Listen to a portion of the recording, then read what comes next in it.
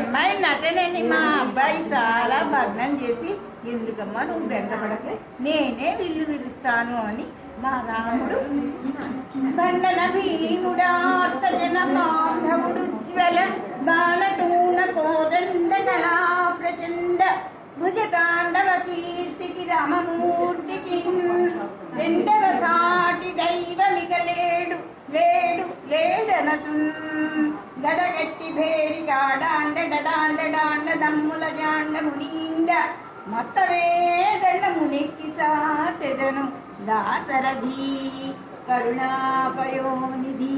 అటువంటి వాడమ్మా మా రామయ్య.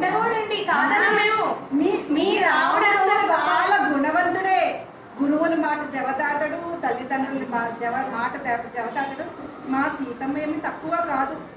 ఎంతటి వారు వచ్చినా, ఎంతటి దీశాలు వచ్చినా, తన తండ్రి గారు ఎంతటి యువరాజుల్ని పిలిపించినా, ఎంతటి రారాజులు వచ్చినా కానీ తను భూమిజ.